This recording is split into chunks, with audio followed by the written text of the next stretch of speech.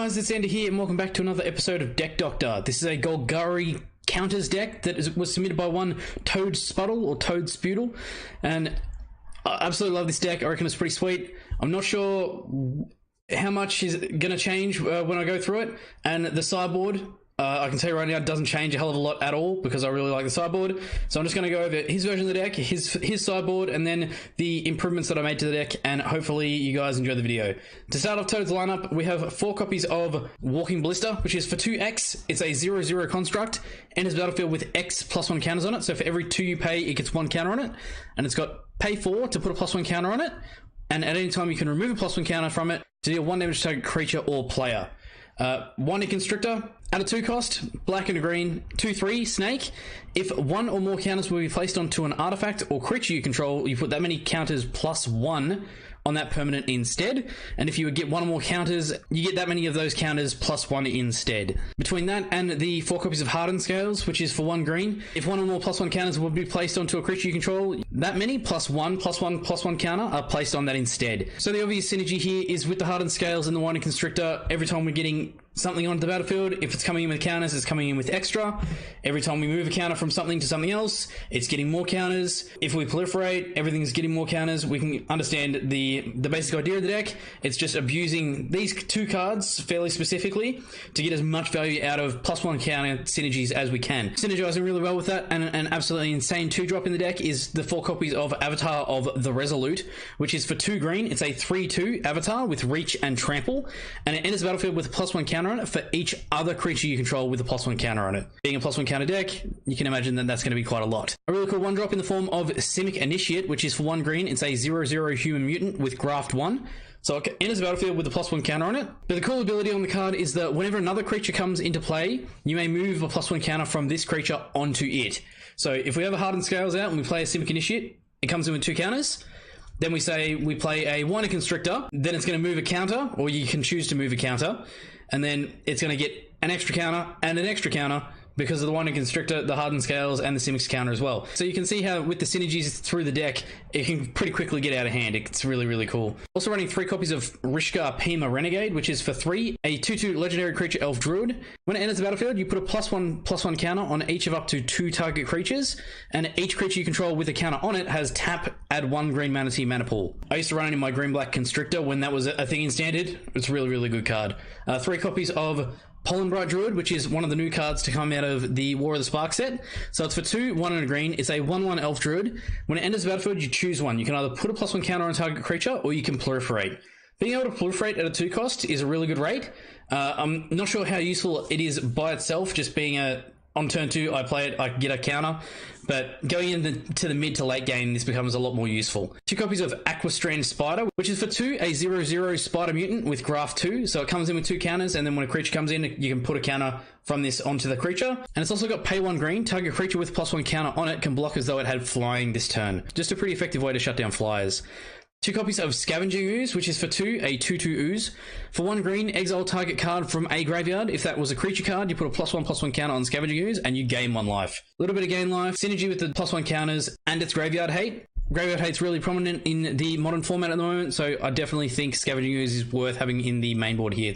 It's a really good flex slot. If the Graveyard Hate is something that you don't really need, you can always sideboard it out later, but yeah, really good card. 2 copies of Nisa, Voice of Zendikar, which is for 3, 1 and 2 green. She's a 3 level 2 planeswalker with her +1 ability giving you a 0/1 plant creature token. Her neg2 ability puts a +1/+1 counter on each creature you control, and her neg7 abilities, you gain X life and draw X cards, where X is the number of lands you control.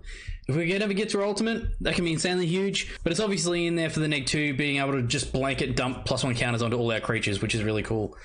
3 copies of Assassin's Trophy, adding a bit of removal to the deck. It's for 2, so a black and a green. At instant speed, you destroy target permanent and opponent controls. Its controller may search their library for a basic land card, put that card onto the battlefield, then shuffle their library. 4 copies of Hardened Scales, as mentioned before, and 4 copies of Aether Vial, which is for 1. It's an artifact. At the beginning of your upkeep, you may put a charge counter on Aether Vial, and then it's got tap. You may put a creature card with command mana cost equal to the number of charge counters on it from your hand into play, which allows you to play things from your hand at instant speed, which can be really cool depending on your matchup. Looking at the land base here, we have 4 copies of Overgrown Tomb, which is a forest swamp, comes in tapped unless you pay 2 life. 4 copies of Verdant Catacombs, which is tap, pay 1 life to sacrifice it and search for a forest or swamp. 4 forests, 3 copies of Blooming Marsh, which comes in tapped unless you control 2 or fewer lands, tap for black or green. 2 copies of Llanowar Reborn, comes in tapped. It's also got tap to add 1 green, and it's also got Graft 1.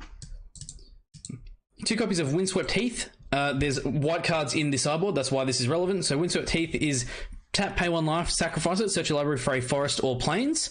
A single copy of Temple Garden, which is a forest plains that comes in tapped unless you pay 2 life. And a single copy of Swamp. And that is the land base. Touching on the sideboard in the next part of the video because I really just don't want to change anything to it.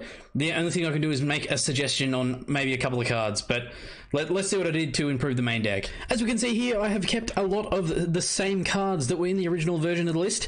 I've just added a couple of things and tweaked a couple of numbers. Hopefully it improves the deck. I've certainly added a couple of cards in here that should give it a hell of a lot more hitting power. May or may not be better than the original version was.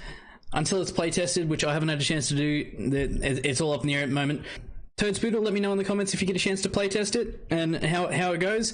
I'll try to play test it in my own time and hopefully post that in the comments as to how I went. But yeah, it looks considerably more solid now. I think it looks a little bit more reliable. A couple of things that I saw wrong with the list originally was fairly specifically the Aether Vials. With the synergy on the Winding Constrictor, yes, we'll be able to put extra counters on it, but when you're topping out your curve at 3, you're going to be playing your stuff out fairly easily anyway, and the problem that you would then have is you're not drawing into anything. There was no extra draw card in the deck, so we've got the 4 copies of Winding Constrictor stays the same, Walking Ballista stays the same, the Avatar stays in, the Simic Initiate stays in. Putting in there for some more +1 synergies as well as draw card, we have 3 copies of Tireless Tracker, which is for 3. It's a 3/2 Human Scout. Whenever a land enters the battlefield under your control, you investigate, and then whenever you sacrifice a clue, you put a +1/+1 counter on Tireless Tracker. I feel like in this, in preference of something like the Aether Vials, we're going to be able to get more value out of drawing cards as well as getting counters on this, or repetitive counters onto this. This is just a fairly aggressive big beater. At a 3 cost, it's a pretty good rate. It's already played in a few decks in the format at the moment. I just felt like the Aether Vial wasn't really doing as much as it needed to be doing. So the draw card that you gain from being able to sacrifice clues off this, I feel like is going to be a better include. Personally, that's what I think. The Rishkar I cut down to 2 copies of. The deck's very low on the curve. We're not needing to ramp out too insanely hard, so it's not something that we're going to need to see all the time. And although the ability is really cool, I've just cut it back down to the 2 copies. Added in 2 copies of Primordial Hydra, which is for X and 2 green. It's a 0/0 Hydra, and it enters the battlefield with X +1 counters on it. At the beginning of your upkeep, you double the number of +1 counters on it, and Primordial Hydra has trample as long as it has 10 or more +1 counters on it. So if this doesn't just die, so obviously the argument of it dies to removal can be said about pretty much anything in this deck, but the logic behind it is if they don't just have answers for our creatures, we're going to be getting in with shitloads of counters. This thing's going to be getting bigger every turn. With the extra counter synergies, it's going to be getting bigger and bigger and bigger. As though the rest of the deck wasn't good enough, this thing could just win the game by itself. So I absolutely love Primordial Hydra. I feel like it's a great include for the deck. A couple of copies of Thoughtseize, just in there so that we can get rid of, or have the potential to get rid of, some of their answers that they may have in their hand. I did initially look at taking away the Assassin's Trophies and adding in even more discard, but I kept the Assassin's Trophies in there for now. That is something you could probably go down, adding in Inquisitions of Kozilek, just being able to hit the answers out of their hand in the early game. I just felt like that was something the original list was missing a little bit of. Scavenging Ooze, still in the main deck here. You could be moving it to the sideboard, and as I said, bring in more discard so that you've got more answers. 2 copies of Hangerback Walker added to the deck now. So for 2X, it's a 0/0 construct, enters battlefield with X +1 counters on it. So for every 2, it gets 1 counter on it. And then when it dies, you put a 1/1 colorless stop to artifact creature token with flying onto the battlefield for each +1 counter on Hangerback Walker. And it's also got pay 1 and tap it to put a +1/+1 counter on Hangerback Walker. With the rest of the cards that are in the deck being able to shift counters onto stuff, increase the number of counters going onto things, this thing could get out of hand very quickly. It's a really, really good card. I felt like it'd be a great include and potentially help us with more of a go wide strategy. The 2 copies of Nisa stays in there. I've added 2 copies of Corpse Jack Menace. It is at a 4 cost, which isn't a great rate, especially in the modern format, but for 4, a 4/4 fungus, and if 1 or more +1 counters would be placed on a creature you control, twice that many +1 counters are placed on that creature instead. And I just felt like that effect was too good not to have at least a couple of copies of in the deck. Corpse Jack Menace, I just reckon, is an absolute all-star and potentially one of the best cards in the deck. If it doesn't work, consider taking it out for some more value, discard, but really, really good card regardless. Kept in the 3 copies of Assassin's Trophy, and Hardened Scales stays the same. Looking at the land base, pretty much stayed the same, except I've took out a couple of copies of Forest to add in 2 copies of Woodland Cemetery. Enters the battlefield tapped unless you control a swamp or forest, tap for black or green. And I took out the 2 copies of the Graftland to replace it with Oran Reef the Vastwood, which enters the battlefield tapped, and then it's got tap, add green mana pool, but tap to put a +1/+1 counter on each green creature that entered the battlefield this turn. So with the exception of the Walking Ballista and the Hangback Walker, all of the creatures have green in them, so we're almost always going to be getting value out of it. It's just a really good effect. Touching on the sideboard here, Toads is running 3 copies of Damping Sphere, which is obviously for the Storm matchups, for Tron matchups, a really, really good card. For 2, it's an artifact. If a land would be tapped for 2 or more mana, it instead produces 1 colorless instead of any other type or amount, and each spell a player casts costs 1 more to cast for each other spell that player casts this turn, which absolutely shuts down Storm. 2 copies of Stony Silence. This is one of the 4 white cards that are in the sideboard here, which is why there is a white splash in the main deck. So Stony Silence is for 2. It's an enchantment with activated abilities of artifacts can't be activated, which can be really good against stuff like Lantern Control or Affinity. And we also have Rest in Peace, which is for 2, 1 and a white. It's an enchantment. When Rest in Peace enters the battlefield, exile all cards from all graveyards, and then if a card or token would be put into a graveyard from anywhere, exile it instead. Obviously in there for the graveyard hate. Really, really good card also. 2 copies of Nature's Claim, which is for 1 green. At instant speed, you destroy target artifact or enchantment. Its controller gains 4 life. 2 copies of Surgical Extraction, which is for 1 Phyrexian black, so you either pay 1 black mana or pay 2 life. At instant speed, you choose target card in a graveyard other than a basic land card. Search its owner's graveyard, hand, and library for any number of cards with the same name as that card, and exile them. That player shuffles his or her library. 2 copies of Pithing Needle, which is for 1.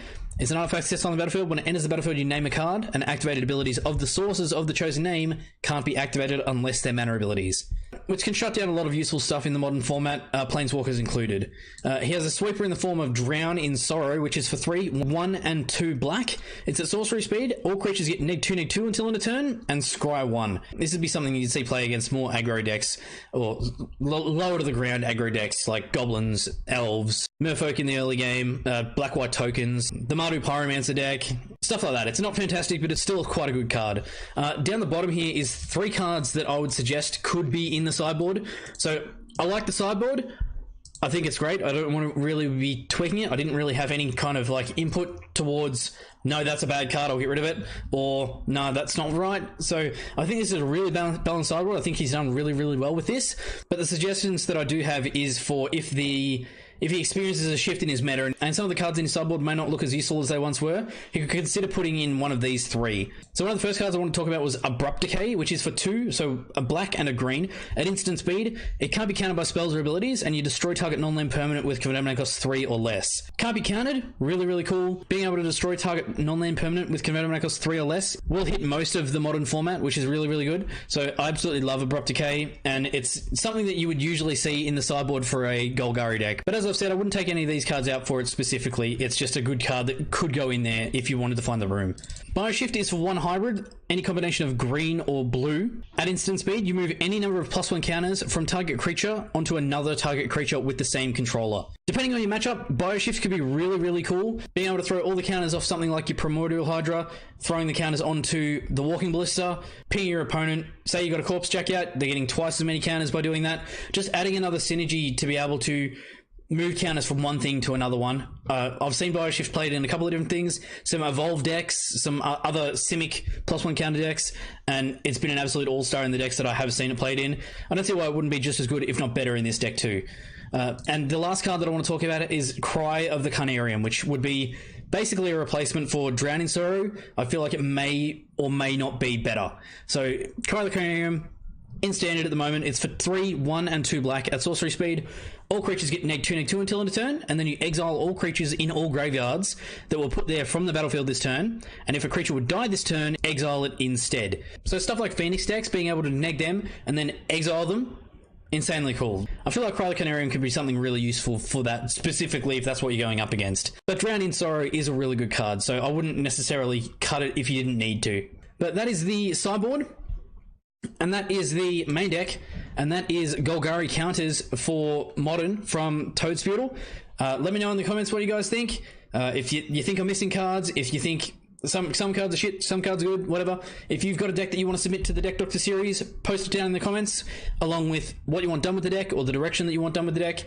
If the deck's not doing something that you wanted it to, or you had an idea, you started with a list, and you just can't quite get there, post it in the comments. I'll submit it to my ever-growing list of deck submissions, and hopefully get to it eventually. I've got a few of them to do, but I've been really enjoying these videos, and it's been a hell of a lot of fun, so thanks for watching, guys. Thanks for watching, guys. As always, don't forget to like, share, subscribe, and hit the bell icon to see new videos as they were released. If you like what I do and you want to support the channel, you can throw me $1 on my Patreon at patreon.com/ZandersQuest. And I will see you guys in the next video. Keep questing, guys.